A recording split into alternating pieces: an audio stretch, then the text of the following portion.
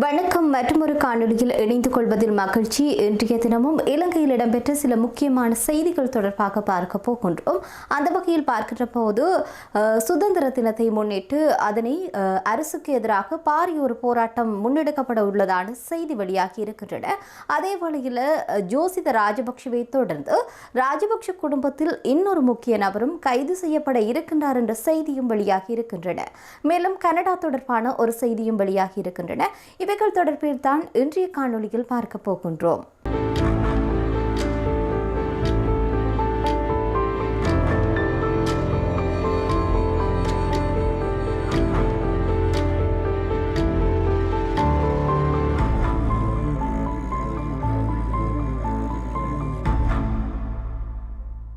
இலங்கையுடைய 77வது சுதந்திர தினத்தை முன்னிட்டு அதனை கருப்பு நாளாக பிரகடனப்படுத்த வேண்டும் என்று தமிழ் மக்களுக்கு அழைப்பு விடுத்திருக்கின்றார்கள் காணாமலாக்கப்பட்ட உறவுகள் சங்கத்தினர். இந்த வகையில் பார்க்கின்ற போது தம்முடைய வலிகளையும் உணர்வுகளையும் இந்த அரசாங்கம் மறந்துவிட்டு செயற்படுவதாக கூட அவர்கள் குற்றம் சாட்டியிருக்கின்றனர். எனவே இதெல்லாத்திற்கும் எதிராக அணிதிரள வேண்டும் என்று சொல்லி அழைப்பு விடுத்திருக்கின்றார்கள். குறித்த அழைப்பை வடக்கு கிழக்கு வலிந்து காணாமலாக்கப்பட்ட உறவுகள் சங்கத்தினுடைய நிர்வாகத்தினர் தான் இந்த அழைப்பை விடுத்திருக்கின்றார்கள். இதன் போது கருத்து தெரிவித்து வடக்கு கிழக்கு வலிந்து காணாமலாக்கப்பட்டவனுடைய இணைப்பாளராக உறவுகள் சங்கத்தினுடைய இணைப்பாளராக இருக்கிற மனுவேல் உதயச்சந்திரா இது தொடர்பாக கூறுகின்ற போது கடந்த 8 ஆண்டுகளாக இந்த வலிந்து காணாமல் ஆக்கப்பட்ட உறவுகளுக்கான நீதி வேண்டி சர்வதேசத்திடம் போராடி வருவதாக கூறியிருக்கின்றார். மேலும் அவர் கூறுகின்ற போது இன்று வரை அதற்கான எந்த ஒரு முன்னெடுப்புகளும் இடம்பெறவில்லை என்று சொல்லியிருக்கின்றார்.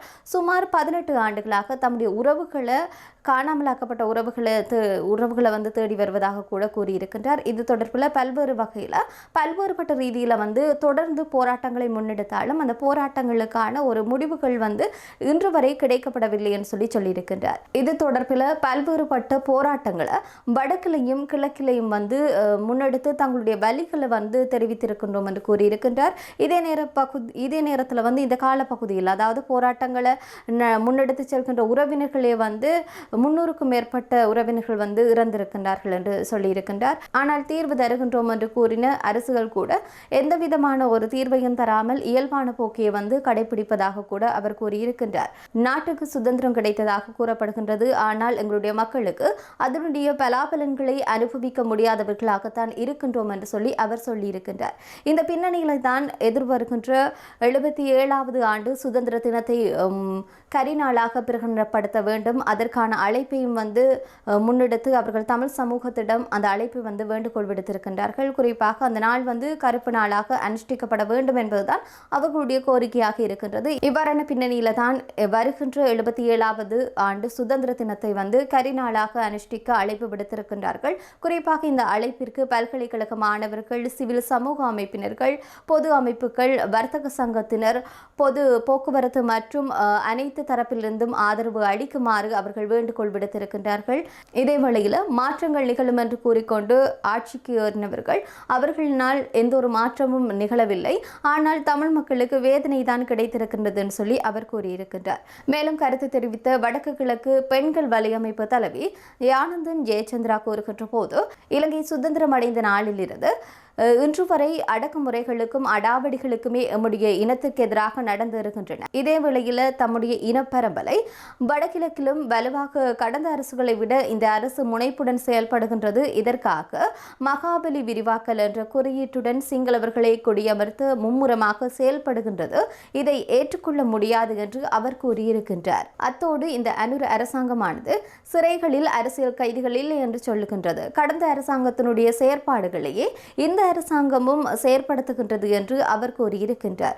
அந்த வகையில் அனுர அரசாங்கமும் தமிழ் மக்களை தொடர்ந்து ஏமாற்றிக் கொண்டே வருகின்றன. எனவே எதிர்வரும் 4ஆம் தேதி வர இருக்கின்ற சுதந்திர தினத்தின் போது கருப்பு நாளாக அனுஷ்டிக்க தமிழ் மக்களாகிய அனைவருடைய ஒத்துழைப்பையும் கேட்டு அவர் தன்னுடைய கருத்தில் வெளிப்படுத்தி இருக்கின்றார். இது ஒரு முக்கியமான விடயமாக இருக்கின்றது. இதே வேளையில் அடுத்த 2 வாரங்களில் முக்கியமாக நாமல் ராஜபக்ஷ கைது செய்யப்பட இருக்கின்றார் என்று மஹிந்த ராஜபக்ஷனுடைய சட்டத்தரணியும் ஊடக செயலாளருமான மனோஜ் கமகே தான் தெரிவித்திருக்கின்றார். குறிப்பாக முன்னாள் ஜனாதிபதி மஹிந்த ராஜபக்ஷவினுடைய மகனான ஜோசித ராஜபக்ஷ இன்றைய தினம் பிணையில் விடுவிக்கப்பட்ட நிலையில் அவர் ஊடகங்களுக்கு கருத்து தெரிவிக்கின்ற போதுதான் இந்த விடயத்தை சட்டத்தண்ணி தெரிவித்திருக்கின்றார். குறிப்பாக 2029ஆம் ஆண்டில் நாமல் ராஜபக்ஷ தான் ஜனாதிபதியாக வருவதற்கான தகுதி அவருக்கு இருக்கின்றது. எனவே அதனை இல்லாமல் செய்வதற்காகத்தான் ராஜபக்ஷ குடும்பத்தை மீண்டும் ஆட்சிக்கு கொண்டு வரக்கூடாது என்ற அடிப்படையில் தான் இவ்வாறாக நாமல் ராஜபக்ஷவையும் கைது செய்ய திட்டமிட்டிருக்கின்றார்கள். அதே சமயத்தில் ராஜபக்ஷ குடும்பத்தினரை இப்படி மாறி மாறி கைது செய்கின்றார்கள் என்று சொல்லி அவர் இன்றைய தினம் ஊடகங்களுக்கு கருத்து தெரிவிக்கின்ற போது இந்த விடயத்தை தெரிவித்திருக்கின்றார். எனவே இவ்வாறாக ராஜபக்ஷ குடும்பத்தின் மீது இருக்கின்ற அந்த பயம்தான் அவர்களை கைது செய்வதற்கும் பழி வாங்குவதற்குமான ஒரு செயல்பாடாக இருக்கின்றது என்று சொல்லி அவர் இன்றைய தினம் தெரிவித்திருக்கின்றார். எனவே மக்களுக்கான உண்மையான தேவைகளை மறந்துவிட்டு அரசாங்கம் அப்படி பழிவாங்குகிற செயல்பாடுகளை முன்னெடுப்பதாக கூட அவர் இன்றைய தினம் தெரிவித்திருக்கின்றார். இதே வேளையில் கனடா மக்களுக்கான ஒரு முக்கியமான தகவல் வெளிவந்ததுன்னு சொல்லியிருந்தான். அது தொடர்பாக பார்க்கின்ற போது இந்த வீட்டு வாடகை தொடர்பான ஒரு செய்தியை தான், ஒரு அறிவிப்பை தான் கனடா அரசு வெளியிட்டிருக்கின்றது. அதாவது கடந்த காலங்களில் வீட்டு வாடகை என்பது அதிகப்படியானதாக இருந்தது. ஆனால் அது தற்போது இந்த அரசாங்கம், அதாவது கனடா அரசாங்கம் குறைத்து கொள்ள போகின்றது என்கின்ற செய்தி வெளியாகி இருக்கின்றது. எனவே கனடாவில் வாடகை தொகை குறைவடையக்கூடிய சாத்தியங்கள் இருப்பதாக கனடாவினுடைய ஊடகங்கள் தகவலை வெளியிட்டிருக்கின்றன. குறித்த விடயத்தை கனடாவினுடைய முன்னணி வீட்டுமனை தொடர்பான ஒரு இணையதளத்தில், அதாவது tental.ca என்ற இணையதளத்தில் தான் இந்த விடயத்தை அவர்கள் குறிப்பிட்டிருக்கின்றார்கள். மேலும் கொரோனா பெருந்தொற்று காலத்தில் பார்க்கின்ற போது அந்த கனடாவினுடைய வீட்டு வாடகை தொடர்ச்சியாக அதிகரிக்கப்பட்டிருந்தது. கடந்த 2021ஆம் ஆண்டு பார்க்கின்ற போது அந்த சராசரியாக வாடகை தொகையானது 4.6% காணப்பட்டது. இருப்பினும் 2022ஆம் ஆண்டில் பார்க்கின்ற போது இந்த தொகையானது 12.1% அதிகரித்திருந்ததுடன் 2023ஆம் ஆண்டிலும் வாடகை தொகையானது சராசரியாக 8.6% அதிகரித்திருந்தது. எனவே இந்த 2025ஆம் ஆண்டில் வாடகை தொகைகள் குறைவடைவதற்கான சாத்தியங்கள் இருப்பதாக கூறப்படுகின்றது. இவ்வாறான விடயங்கள் தான் இன்றைய நாளில் முக்கியமான விடயமாக இருந்தது. இது தொடர்பாகத்தான் நாங்கள் இந்த காணொலியில் பார்த்திருக்கின்றோம். மற்றும் ஒரு காணொலியில் சந்திக்கும் வரை உங்களிடமிருந்து விடைபெற்றுக் கொள்ளும் நான் ரோஷானி மனோரஞ்சன். நன்றி.